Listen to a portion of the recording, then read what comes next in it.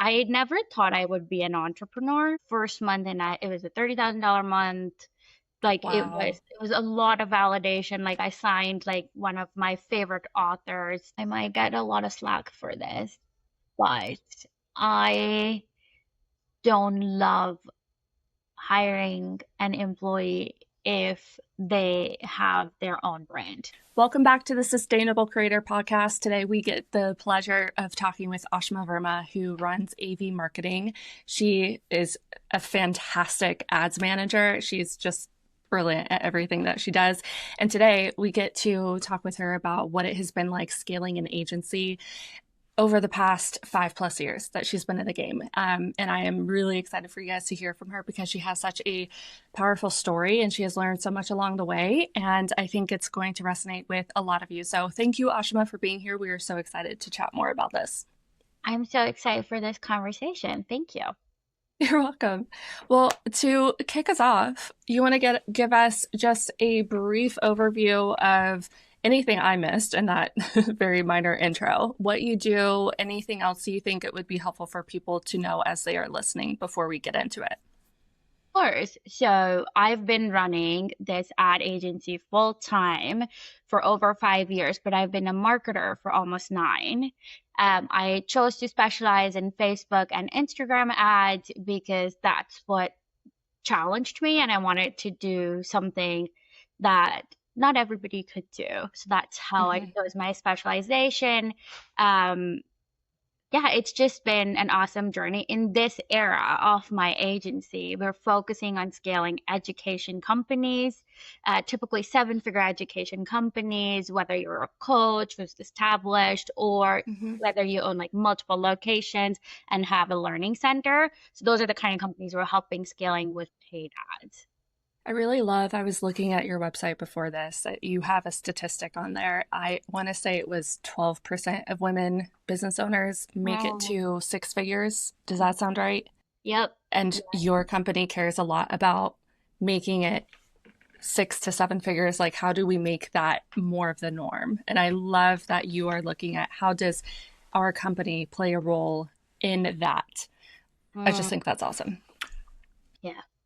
I think a lot of the conversation that I've kind of paced out questions here is like, what are the main steps or phases that you've taken your business through? And like, what are the decisions you made in the process, which I'm really excited about going through that conversation. But if we go all the way back to the beginning, you said you've been in marketing 9 years and you started your agency. What's the origin story there? Like before you chose Facebook Mm. or Instagram or any of those, like what got you started in marketing? Yeah, I am one of those people who like growing up grade 8, grade 9, like I knew that I wanted to specialize in commerce. I don't think I realized what it meant, but I was like, it's not sciences, it's not arts, like it has to be commerce then. So I am a huge fan of like the process of elimination.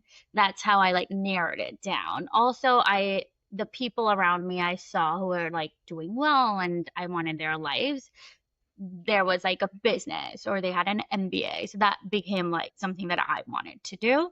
Uh, and it worked out because luckily when I looked at my like grades, I was scoring really well in math and economics, like stats, like those kind of business studies. That was a course like up until like grade 11, grade 12. And I Mm-hmm. grew up in India for context. So it was a really big deal. My parents were like, "You're so smart, like you're getting like 90% plus, you should do sciences." I was like, "No." I always knew what I didn't want.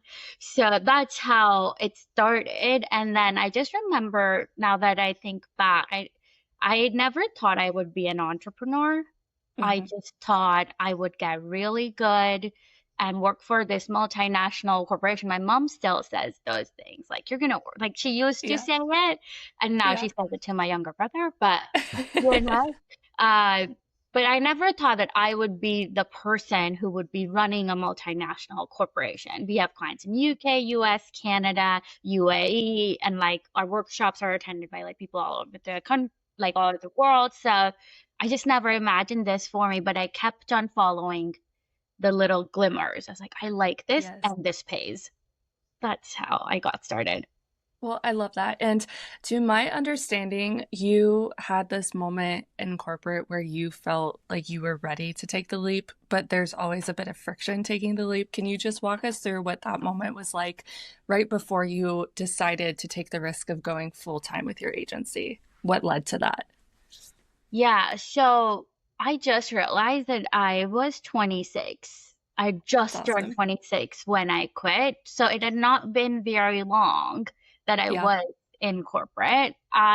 What I did realize was that for my age at the time, I was doing really well. According, like, you compare yourself with like your peers, people you went to school with, and I had the job in the thing that I loved. It was actually not that common in like my program at that time.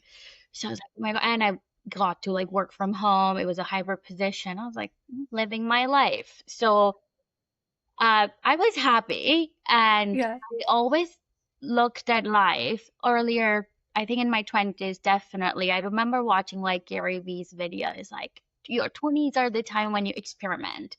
You don't have to Yes. decide, you just try everything. And I had been doing that up until that point, and I was like, oh, so that doesn't change even after I graduate. So I Mm. continued. That's where like the specialization comes in, London. Like you had asked me. So I did websites, I did social media, I did anything that I was studying in school. I was like, I just want to apply these things that I'm learning. So, and right before, I think the truth for me at that time was I was a good employee, and I was also seemingly doing well in like getting clients and selling and running my business. I don't know if I saw it as a business just yet, but Hmm. I am someone who can look at patterns in money and analyze those things. So Yes. I remember just like the whisper had become like a full-on scream from the universe. Like, if you want to quit, now is the time. Like, Right. I was single. I didn't have a lot of like responsibilities at that time. The only thing, essentially, honestly, that was stopping me was this validation or permission from my parents. Hmm. I Yeah. I That's I so was not real. admitting, yeah, I was not admitting it, but that's what was like making like I can't go all in. That's stupid. That stupid was the voice Right. of my parents. Like if you Right. Hmm. do it. So I remember I wasn't sure about this decision, but when I looked at the numbers and I looked at my salary and I looked at like what I was bringing in with these by working with these clients, I was like, wow, this is like what I remember 5 or 6 times my monthly salary because I had five to Right. six clients, I think. And I Yeah. was charging that retainer, which was also, I'm very grateful that I had the monthly recurring revenue and I wasn't doing one-off Right. things or Yeah. projects. That's huge. Yeah, which I was like, I was signing 6-month contracts. Yes. So Hmm. I did not realize it, but I think I really needed the stability and the security to figure this out. So I gave myself 6 months. And my Hmm. dad said at the time, he's like, you'll always get a job. You're smart. You can always go back. I love that. Yeah. So I was like, okay, let's do this. And obviously there was no looking back. First month and it was a $30,000 month. Like Wow. it was a lot of validation. Like I signed like one of my favorite authors. She's a poet, Rupi Kaur. I That's remember like getting the amazing. signed book and I was like, how did we get here? But it was working and I'm not questioning. Yeah. I have goosebumps. That's so awesome. Yeah. Which I think is a great jumping point for how did we get here? Yes. Because that's awesome. You left corporate like 5 years ago, and now you're a multinational company with clients on multiple continents. And if you were to look back right now, what would you label as the phases that you kind of had to go through that took you from that point to where you are today? Yeah. That's gonna be hard, but I'm gonna try because I've never tried to do that. But I do think that Um, I recently heard someone talk about like right place, right time for businesses too, like the Yes. opportunity. So I think luckily when the whole, COVID happened, I had social media clients at that time, and I was doing ads for them in addition to like doing social or website. Um, COVID happened. I lost my clients overnight. Like it was one by one, but it felt overnight, within Absolutely. a Mhm. week. And also, I think 2 weeks prior to that, I was laid off from my job, but it's not called layoff because it was like for a few Right. weeks and then they brought me back. But in that moment, my whole identity was wrapped into being this marketing manager, youngest marketing manager in this company. And I remember just like laying horizontal on my couch for 1 week watching TV, numbing myself, like, what Yes. just happened? Yes. Because I think that was a pivotal moment for me, because my identity of I'm a great marketing specialist or I'm a great marketing manager, because I had just gotten the Right. promotion Mm. from specialist to manager, and it wasn't enough. Yeah. And I still Mhm. got like, they're like, you're Yeah. doing a great job, but for It's gut now. wrenching. Yeah, and I just remember like I was questioning everything, because Mm-hmm. my identity was wrapped into like my work identity. So Right. Mhm. that's when I think so that identity shift of like my job is not secure actually. Yes. Mhm. And my business, yes, I was losing almost all of my clients, but I did have one, and they kept me on. I was like more than my salary at the time, and I was like, whoa, like this is the thing that's keeping me like financially secure. My Mm-hmm. business, my client. Yes, I lost a Mm. few, but like this one contract is Mm-hmm. still on, and then that's Right. when I remember I don't know what happened. I think it just like woke me up, Right. and I started exploring. I got, yeah, double down on Facebook and Instagram ads, because people are asking me Yes. about this specific, and like some people thought I was a tech VA because I was really good with tech. Sure. Mhm. I don't care. Like I kept on Yep. comparing what they paid me to my job and my hourly rate, and I Right. kept on increasing it. And I Mhm. think the Yeah. last job that I did at an hourly rate was $60 US. And I Mm-hmm. was like, huh, people can pay, they're willing to pay this for an hour of my time. So I think that's how my brain worked while switching from corporate to like business owner. I do think then I became a service provider. That Yeah. was my identity.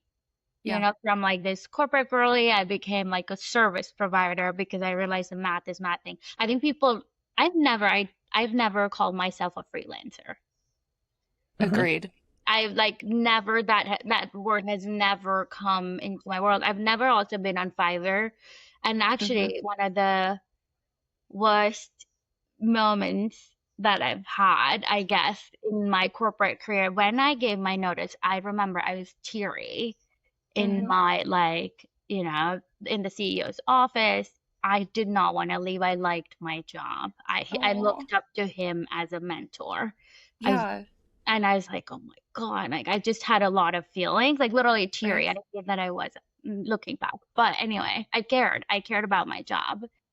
Um, and he was evidently like pissed off. Like you could see it. He was pissed off. And he was like, so what are you gonna become, a freelancer like the people we hire on Fiverr? Mm. I Mm-hmm. don't remember if I had an answer, but I was like, no. And he did not know that I already had clients. But Mm-hmm.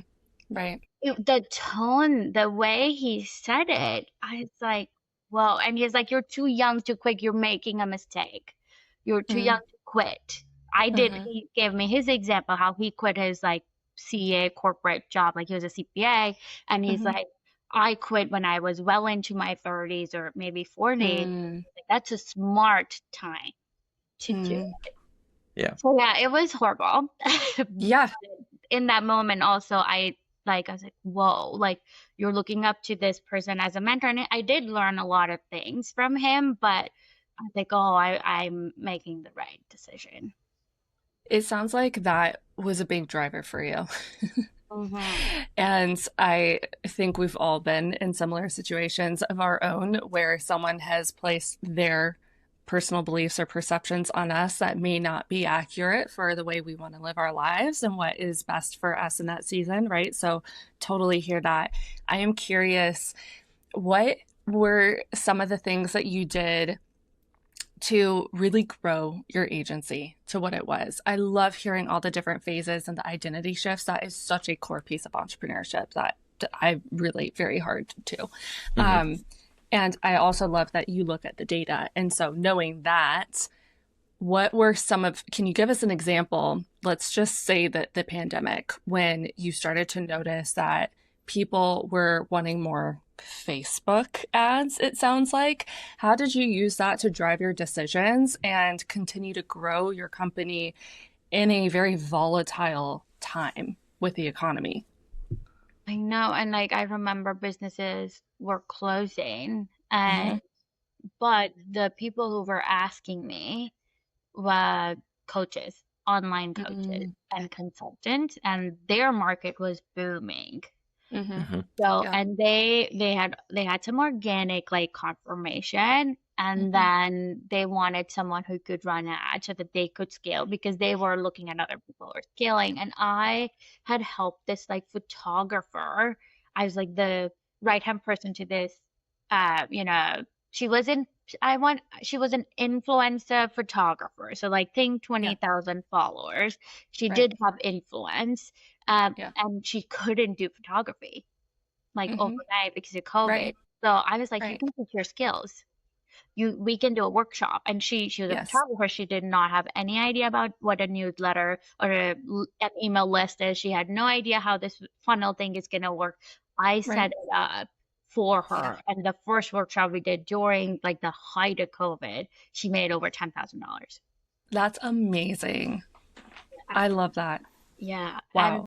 that's when I knew, oh, I know this market, and I immersed myself in courses, programs. Like I learned the lingo.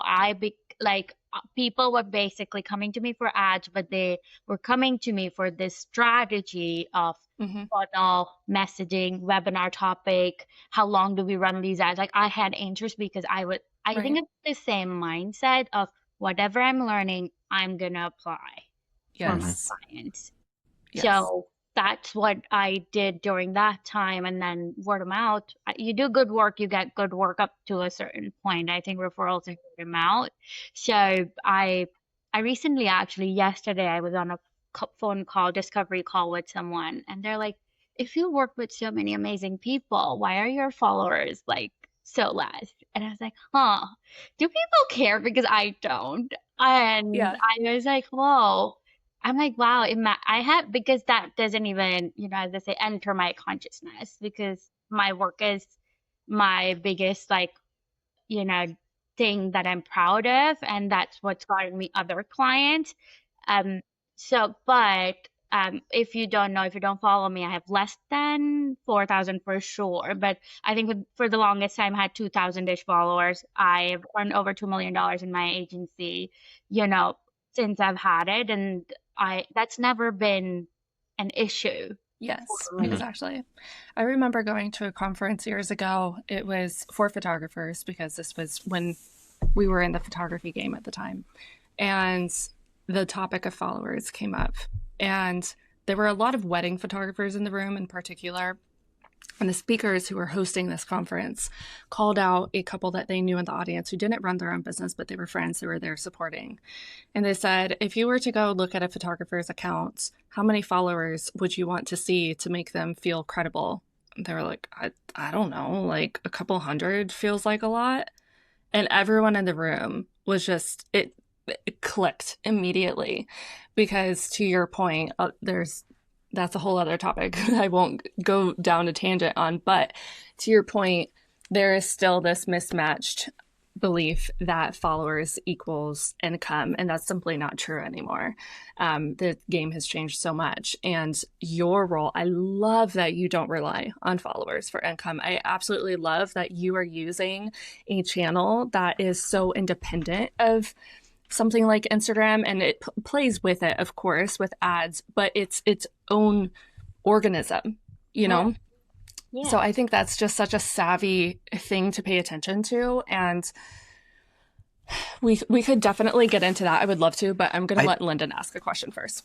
I think the interesting follow up that I have is one of the things that we say oftentimes if people early stages building an agency, like they want to build this credibility. They're doing exactly what you're doing, where they're taking all the courses, they're doing all of like the learning process.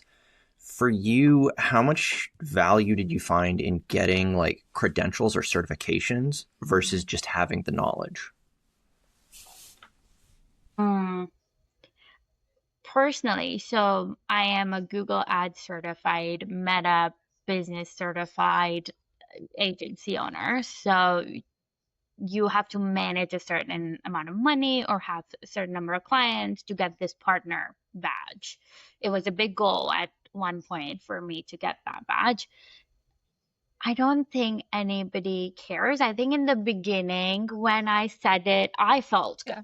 I felt Mm-hmm. like I was Right. certified, and I think maybe early stage people care, but it does help when you're running ads to have that badge. But I don't think it's like degrees, unfortunately. Like nobody cares when they're hiring you. They care about results.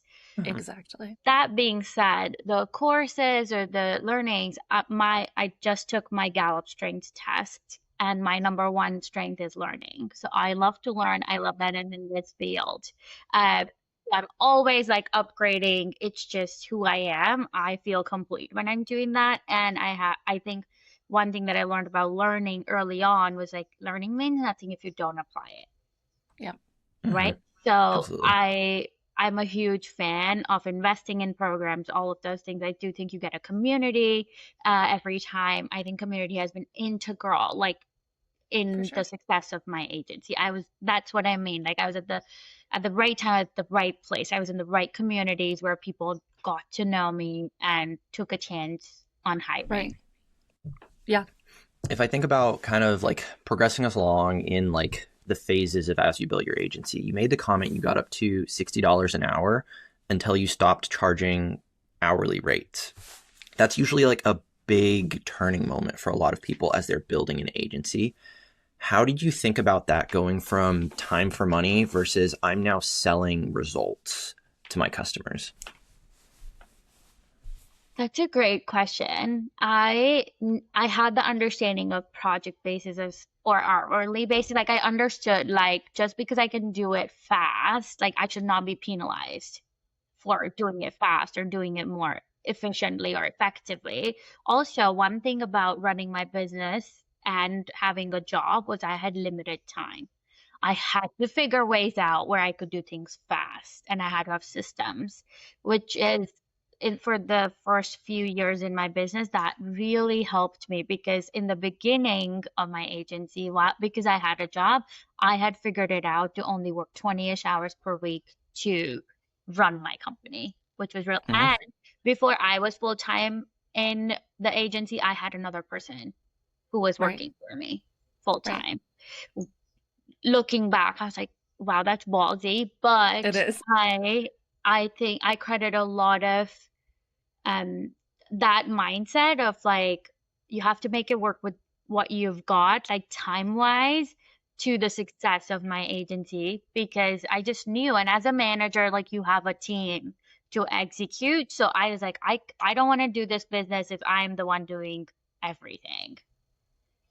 Mm-hmm. So Yeah. I think what you're asking, Leonard, is about phases. And I think corporate, side hustle, and then there's a moment where I realized my job is my side hustle, my business is my real hustle. And then I move into full-time service provider. I have one person, one other person, maybe a contractor helping me.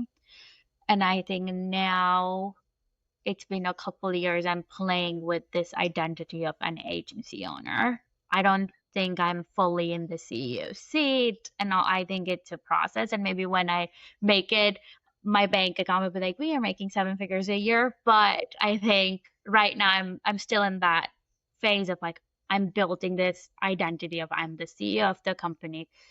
But I also know my identity of being a smart marketing specialist is still very strong. It grips me. Like, I think it, Yes. yeah, I just want to be good at what I do. So it affects the CEO identity. You have such a great mentality behind everything that you do. The fact that you are willing and eager to learn, make mistakes, learn from those mistakes, continue to grow, take those risks. I mean, that's the definition of being an entrepreneur, but also can be some very learned skills. I am curious, where does that mentality come from for you? Because I personally believe that it tends to come from either like a moment or a person or a culmination of things. For you, where does that mentality come from? I I am honored that you think that I have that mind mentality because I'm terrified of making mistakes. So, It and doesn't show. yeah, actually now I have realized that my fear is becoming bigger as I grow Hmm. because I didn't have a lot to lose in the beginning. So I was like, sure, let's try this. What's there to lose? Now I'm like, we have payroll. If we mess up, like real money is being The affected, stakes are higher. stakes are higher, and my reputation. Yeah. Hmm. So earlier, I would have been like, for a client, for example, if I thought that they were not as established, but I saw the passion, and maybe even though like I knew like, hey, it's a 50-50 chance if they can retain the agency at, $4,000 a month plus spend, I would have been like, let's try it. And now I just know from experience that you have to have proven offer. You need to be at a certain stage to take advantage of this tool. So I'm actually much more cautious because I know my reputation is on the line. I'm curious, based on what you just said, with learning that clients need proven offers and what have you in order to make it a great fit for you to do your job well. What are some other lessons that you've learned running an agency that you would like to pass on to other people who are either in the early stages of running an agency or planning their phase into agency territory? Okay. These are some of the lessons that I'm learning right now as we speak. But one of the first things, I've touched on it before, but niching down has helped me get to a place where I could have an agency, because when you have a defined niche, you can have systems around it that are like essentially copy paste. Like when I had this defined niche of just online coaches, my strategy was kind of similar. It was Mm-hmm. personalized, but it was, you do a master class, you get at least 300 people, we tweak. So I didn't have to rethink the strategy every time. It worked at the time, and that's what helped me scale with my team because there was a repeatable process. I my my belief in the riches are in the niches, like all of that, like I have a very strong belief, which is why I literally cannot open up my niche even when I go from just Facebook and Instagram. I now we do Google ads as well, but it took me a while because I'm just so convinced it's my lived experience that when you're niche down, the messaging is easier, the selling is easier, the Yes. delivery is easier. So that's number one. Number two, I've learned this the hard way, the team lessons, Mm-hmm. but you don't need another you. You Mm. need someone who's complementing your skills in the beginning. So if you are a type A, detail-oriented person, you are the operator. Maybe you need a creative director or a creative person to, complement your skills. I always tend to hire people as contractors first before I make them employees, because I heard someone talk about this, but they said it's essentially like dating. You have to Mm-hmm. date them before you commit to them. And I Yes. love that idea. I do believe now, and I always have for some reason, that people need to be having full-time hours to like fully commit to your mission. So I don't think you Hmm. need like 10 contractors, but I do think, especially with creatives, like photographers or video editors or copywriters, these people enjoy the flexibility and Yes. being a contractor. So when Yeah. I was trying to like make them that would not work, making them Right. an employee, but the ops manager role, or maybe even media buyer that in my agency, those actually I like to have them as full time. So you have to have discernment of what kind of roles do you need in your agency. Yeah. Yeah. So I absolutely have questions on growing a team as that phase, but I'm interested. You said niching, Mhm. and it's a conversation that we've been having a lot recently. And I'm curious how you define what is necessary for a niche, because you've talked about like Facebook and Instagram and now Google. You've talked about coaches or schools or education, and what is actually necessary to have a good niche versus just a niche in name. You have to just know my context as well before I answer this question. I've like specialized in Facebook and Instagram ads where you try to convert cold traffic into buyers, right? With that lens, I have observed after working with over 200, companies, there's a pattern when companies are successful or coaches specifically were successful or they were more successful than this other type, you know? And it was when they had a defined industry that they were working with. For example, an interior design firm owner turned into a mentor for newbie interior design people. So, so that hits every time. I recently was speaking to a practitioner who has a fully sold out like practice, and now they're stepping into this space of being the coach for practitioners and they're teaching. Because what happened is when you've been that person, you know exactly what their language is, Yes. what their hard moments are, and you're not trying to figure out what is happening in their world. You've been there. So Right. it's Mm-hmm. much easier to land on the perfect messaging.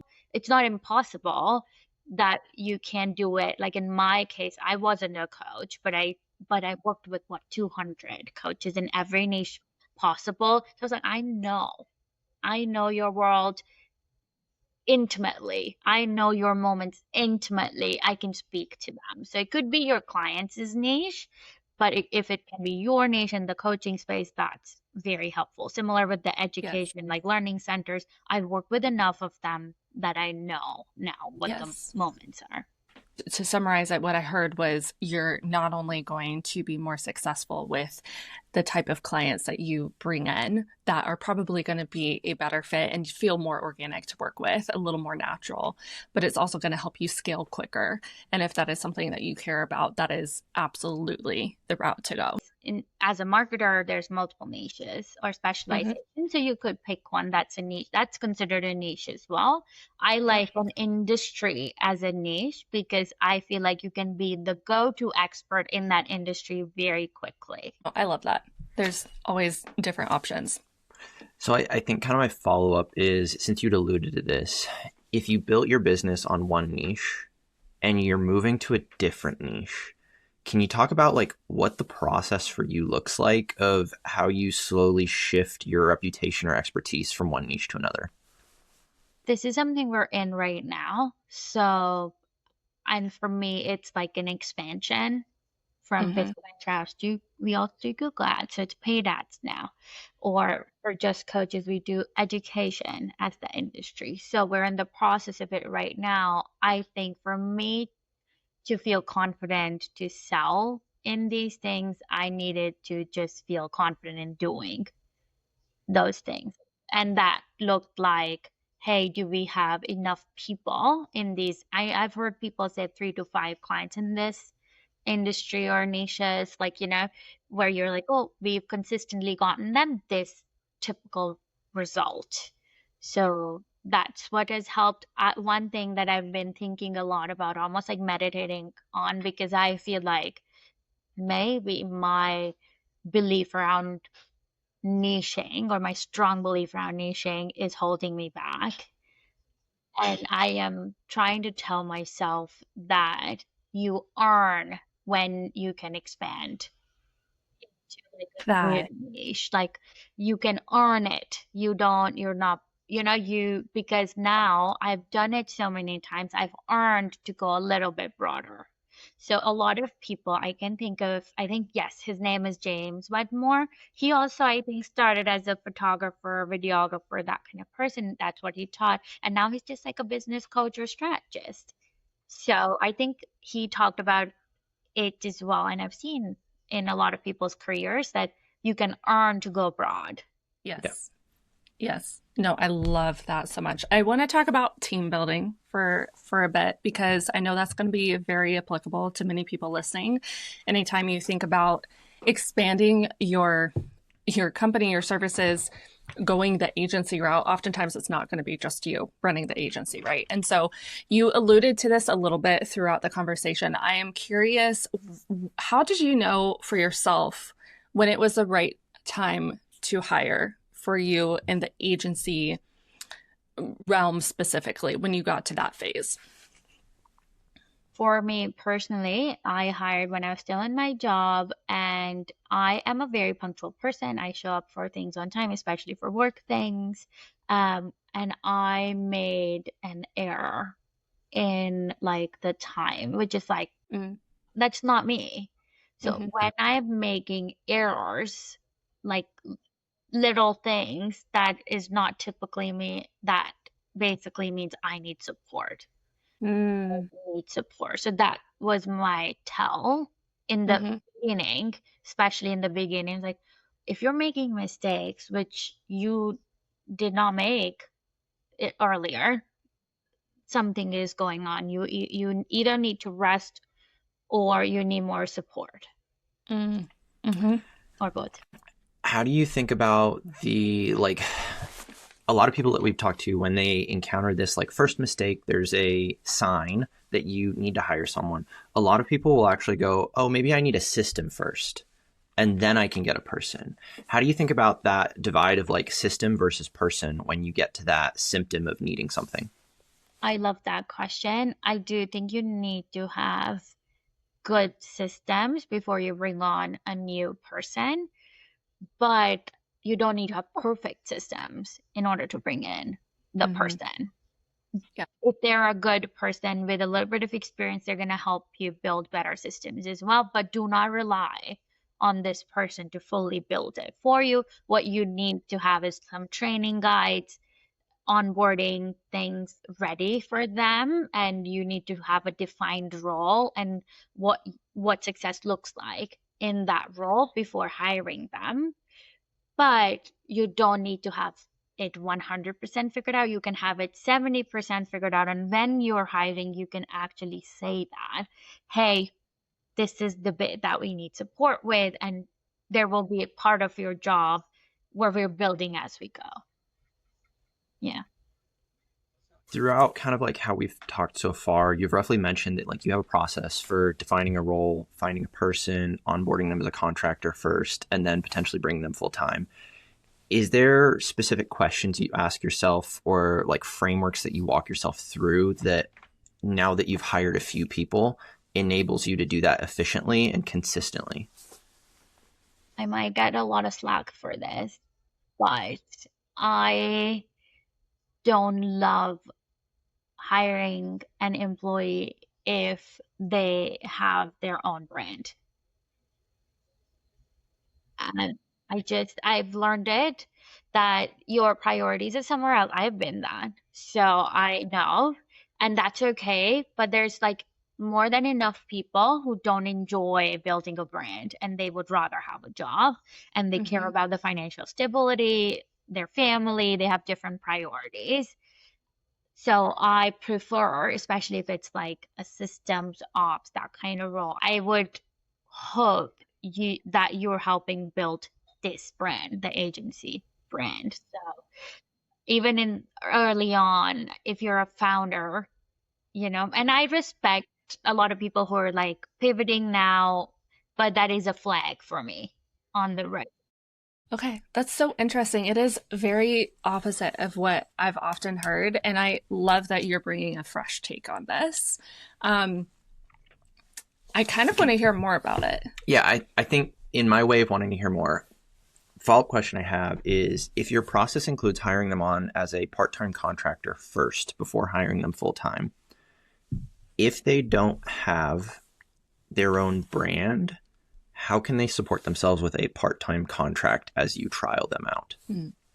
You pay well as a contractor. The pay is different as a contractor versus a full-time employee. You get a lot more perks, but the hourly rate is much higher when you're hiring someone as a contractor. So my hope is, and I have these conversations like straight up, that I'm going to pay you above what the market is paying you so that you feel comfortable in this role and it's a defined role with a defined growth plan.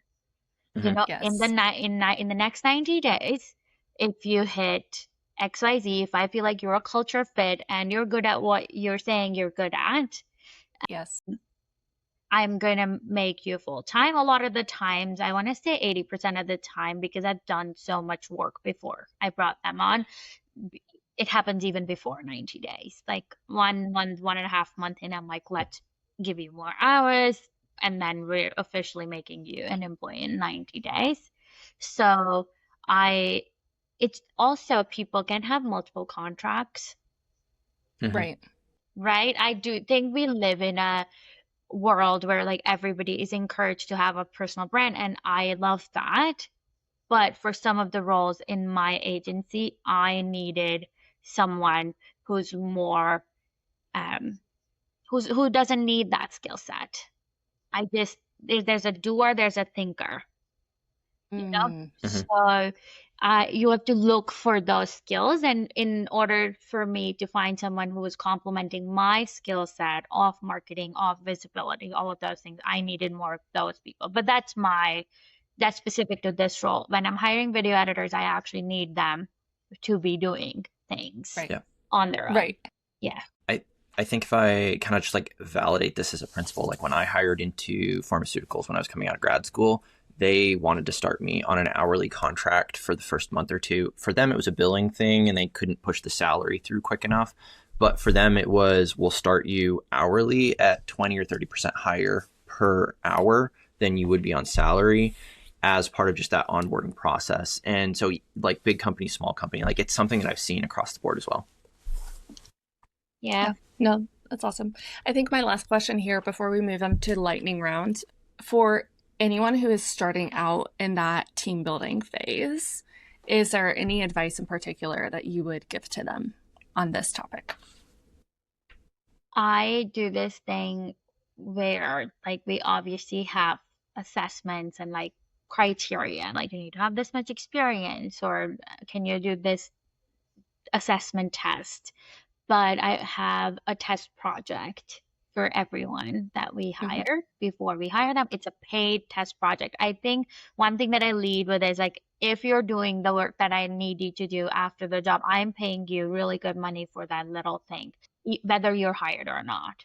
I'm paying the same amount of money to everybody who's doing this project. I'm giving you same instructions. And one thing that I've started doing is when I'm creating this project, for them to work on. For example, I wanted to hire a video editor. And a lot of the times I always ask for work samples. I'm checking, I have a vibe check before I do a real interview, like whether another word for culture fit. I am hiring for attitude a lot of the times. I can teach you the skills, I can get you the skills, I can't teach you how to not be an asshole. So Sure. I am testing. Those things are important to me as much as like you need to be a good video editor. So I will look at the work samples, obviously. Then I'll go look at the company that they were creating for. I ask for references, not that's not possible all of the time, but I really like to speak to references because you hear things that you need to before you hire someone. Yes. But one of my most important things is you have to do my test project once you're shortlisted. So I pretend you're my video editor. I actually give you, when I'm building this project out, I use my real clients, a real website, real scenarios. I treat it as if you're creating an ad video for this person. I obviously don't teach you how I would do it. I want to see what Mm-hmm. you could do.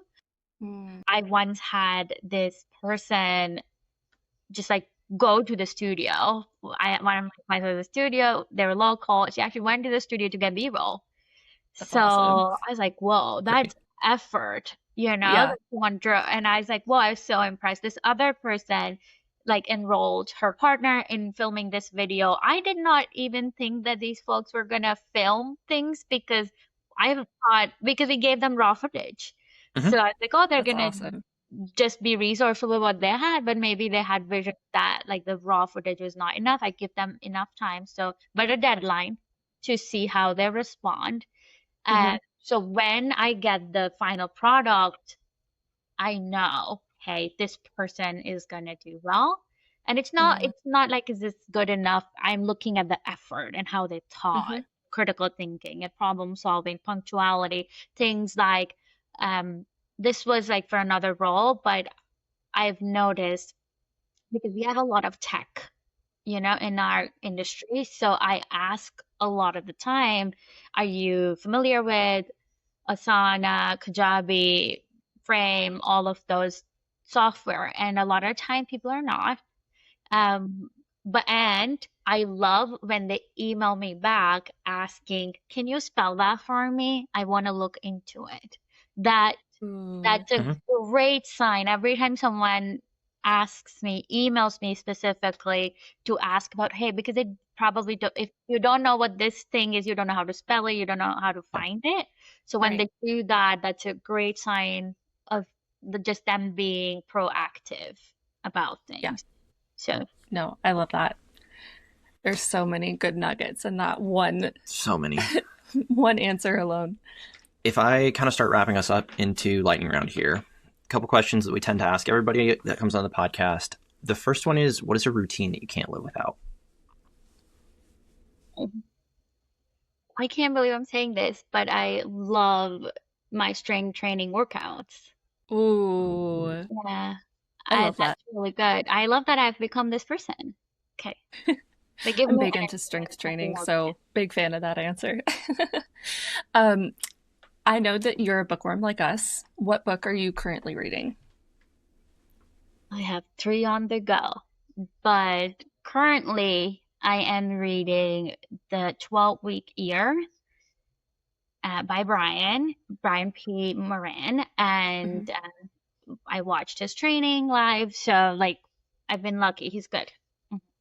I have that one in Libby, thanks to you and your recommendation. So I'm like, I think one chapter in and really enjoying it so far. It's a new Very way good. of thinking. Yes, it's great. So I think you've given a few of these so far, but what's an unpopular opinion that you have? I don't think you need a lot of followers to be successful, to be wildly successful in your business, even if it's online. Yeah, agreed. I'm curious, what is a typical day in the life for you? I love that. I used to be like the 5 a.m. wake up, and honestly that came because I was in a job. So before I started my 9 to 5, there was a 5 to 9. So I was used to waking up early. That's where my brain was fresh. So I used to be a super early riser. Now I've allowed myself that, hey, you can wake up at 6:30. We're safe. We don't have to. That's actually new. So, but I still like to wake up like definitely before 7. Uh, an ideal work routine, like I spend a little bit of time just with myself, reading, listening. Doesn't happen all the time, but Hmm. I have a strategic work block before my team comes on, Hmm. which is like my deep work focus block. Um, so I alternate my gym days. So the other days is like my work block day, strategic block. Then I am in meetings a lot. That's something that I am like solving for right now. I do enjoy it. So, especially with my clients, I get like a high of fulfillment. Yes, I am important. Anyway, so a lot of meetings, work, team, all of those things from until 3 p.m. And then I am done work. I don't like to work in the evening because that affects my sleep schedule. Try to sleep quality time with my husband in the evening. But yeah, that's pretty much it. Mhm. Who are you learning from right now? My recent mastermind, the co-founders are Lamar Tyler and Ronnie Tyler. They're also partners in business and life. So those are the two people I'm learning from right now. I love it. All right. And the last question is, do you have any questions for us? No, I'm just really excited about your community and what you're building and somehow being a part of it early on. I think that 10 years down the line, I'm going to be like, I knew those people. So Thank very you. excited for what you're building. Same. We love having you in our world. It's been so fun to be able to have this conversation, get to know you and your story even more. I always love chatting with you. So thank you for taking the time to be here. Can you just share where people can connect with you even more after this? If they have follow-up questions, if they want to work with you in some capacity, how can they connect with you? Yes, so you can find me on Instagram. That's where I hang out the most. It's at the Aashima Verma. I am hoping it'll be in the description somewhere. It will be. Want to know the right spelling. And I also am on LinkedIn, but I typically hang out a lot more on Instagram and now even Facebook. It's just interesting. If you want to chat with me, you can DM me anything. And if you need any resources, a lot of the time, maybe this is a nugget for people who, are building agencies. My clients, I want to say 70% of my clients come through referral, and almost all of my referrals are service providers who are already working with this client and they just brought me on. So they could be another marketing, consultant, or like, oh, you need Aashima, you need to work with Aashima. So if you are a creative service provider and have a client and you're working actively on something, but it's a traffic problem, you just need more visibility, that's where I come in. So that's something that you can do.